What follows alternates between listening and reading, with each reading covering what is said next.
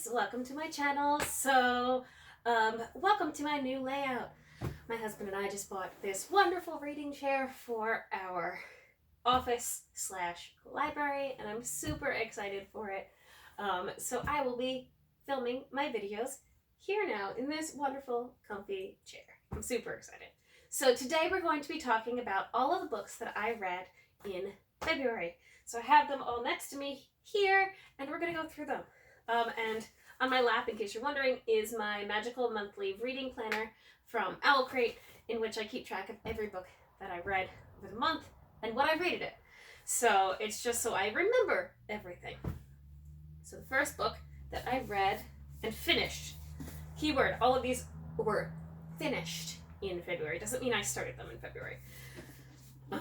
Was Escaping from Houdini by Carrie Maniscalco. I absolutely love this book. I love this entire series. It's from the Stalking Jack the Ripper series.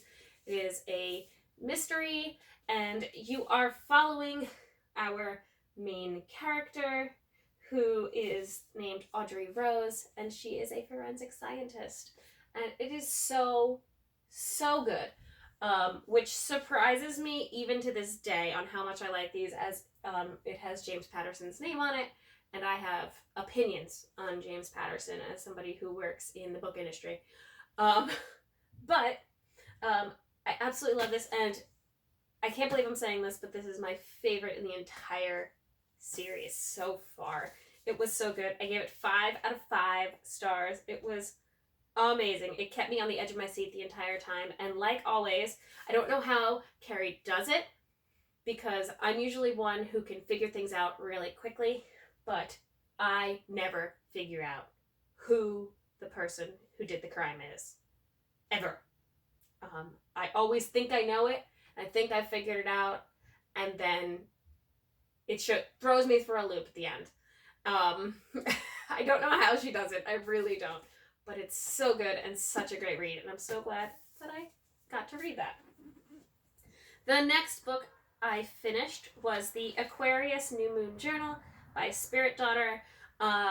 This is a series I am subscribed to, so every month I get the New Moon Journal and the Full Moon Journal, which I will talk about later, to read through to keep me just inspired for the month. So this was the Aquarius New Moon Journal, and these are really short. This is only 36 pages. It looks like more because I had to print it out, and my printer is not double-sided, so you've got pages like this in there. But I quite enjoyed it, and it is quite inspirational, and definitely if you are into this kind of thing, I do recommend it. The next book I read, I also got off of Spirit Daughter's website. This is Explorations of a Cosmic Soul by Ali Michelle. It is a book of poetry that I actually keep in my purse to inspire me to just like have a good day. So when I'm just looking for something quick, I will randomly pick a page and then read that poem to try to put me in a mood. And I really quite enjoyed it, and it is one that lives in my purse and is opened quite frequently, but I did read it cover to cover this past month and really enjoyed it. The next book I finished was Life Inside My Mind. This is 31 authors share their personal struggles, and it was so good. So this book I gave 5 out of 5 stars, and it was definitely just a great and inspirational read. I've been on an inspirational read kick. Not sure why, but I have. And I highly recommended it. It is all of the authors that wrote a story on here have something that is going on or has gone on in their life, whether they're struggling with depression, anxiety, addiction, ADD, ADHD, if there's stuff that goes on in their family that they're dealing with. And it was incredible. I absolutely loved it and was super inspired by it, and hope that other people give it a shot and read through it, because I know that it can definitely make you feel like you are not alone, which I love. The next book I finished was possibly my favorite for the month. I'm not sure. It's between this and Escaping from Houdini, but it is Skyward by Brandon Sanderson. Um, if you have not heard me say it before, Brandon Sanderson is my husband's favorite author, which is why we have most of his books. They are signed. And this was such an incredible book. You can see Brandon Sanderson's scribble over here. But it was such an incredible book. I really loved it. I would say, and my husband thinks I'm crazy for this, that it is a mix of Ender's Game, Divergent, and Red Dwarf. My husband thinks it is also, or more so, a How to Train Your Dragon kind of book. But yeah, that's why we disagree. But I really, truly loved it. I gave it 5 out of 5 stars. I think I said that already, but I'm just going to say it again. It was truly, truly amazing and makes me truly look forward to reading more of Brandon Sanderson's books. If you don't know, I'm trying to read a Brandon Sanderson book every month. I didn't do it in January as I started this in February, but I'm trying to read one every month. So far, I have read 2 of the Alcatraz books, Rhythmatist, and now Skyward, and I really truly want to get through as many as I can this year, as again, it's my husband's favorite author, and I see why the more I read this. The next book I read, I gave 3.5 stars, is the Virgo Full Moon book from Spirit Daughter. I'm not going to go into detail. I did that already with the New Moon Journal. But again, short, quick read, inspirational.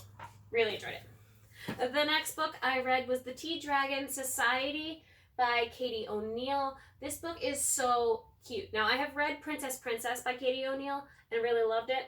And I love the art style in here. It's so cute. This came in the Owl Crate, which finally was a kick in the butt for me to read this, as I have been meaning to read this and keep taking it off the shelf at my library and then putting it back before I get to it.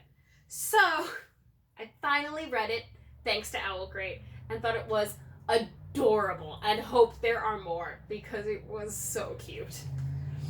The next book I read, as a car drives by, is Watakoi, Love is Hard for Otaku, number 3 by Fujita. Oh my gosh, this series is adorable. It's about 2 couples who are otaku, and they are trying to hide it from all of their coworkers as they all work together.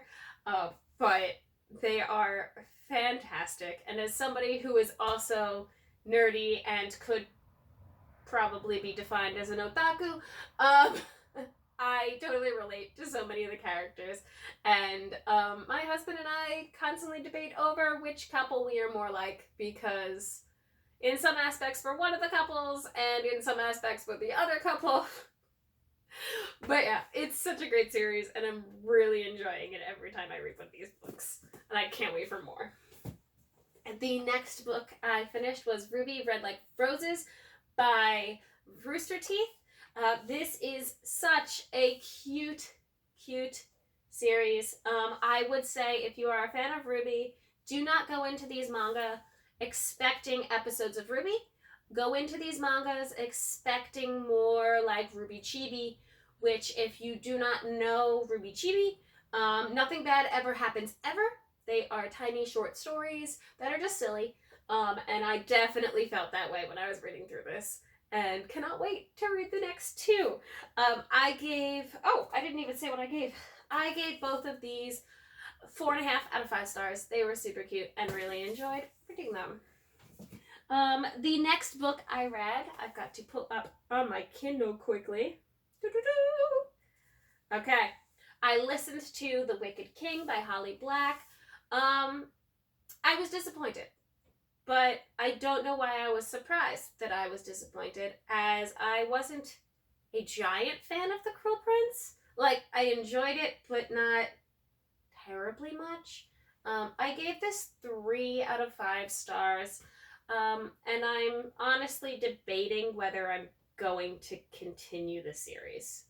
I feel like I will, as I'm making videos here on BookTube, and everyone reads this series on BookTube, And I have friends who truly love this series.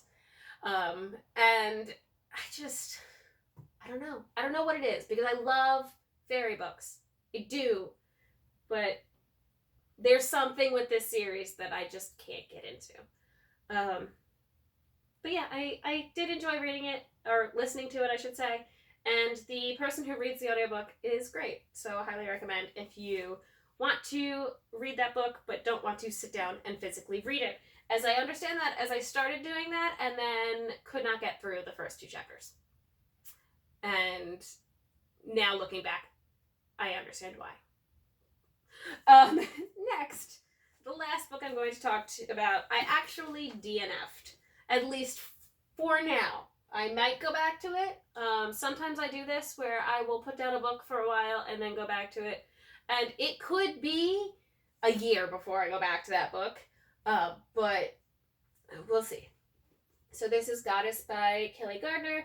I understand why it has such a low rating on Goodreads now. I got a little over 50% of the way through the book. And as much as Julie DeBigny is a wonderful person, and I enjoyed a lot of parts of her life, it just kind of gets to points in the book where it just babbles on. My best description of what it does is like, if you've read Princess Bride, you would know that there are chapters in Princess Bride in which the author says, I cut out this chapter because you don't need to know about every single item that Princess Buttercup packed over the span of a couple of hours. So I'm skipping it. I feel like that could have been done in this book, because there are parts in this book where it's like, did you really need to tell me all that? No, you could have just went on with her life. So I DNF'd for this for now. I'm going to bring it back to my library, as I've been trying to see if reading the physical book would be better than reading it on my Kindle, which is what I have been doing. And clearly it has not been. So this is going back to the library, and hopefully someone else will enjoy it. And if I want to go back to reading it, I will go back to reading it on my Kindle. But that is everything that I read this month, or this past month, I should say, in February. I would love to know if you've read any of these books, what you thought about it. I would also love to know what you read this month, so leave that all down in the comments below. And until next time, I will see you soon. Bye.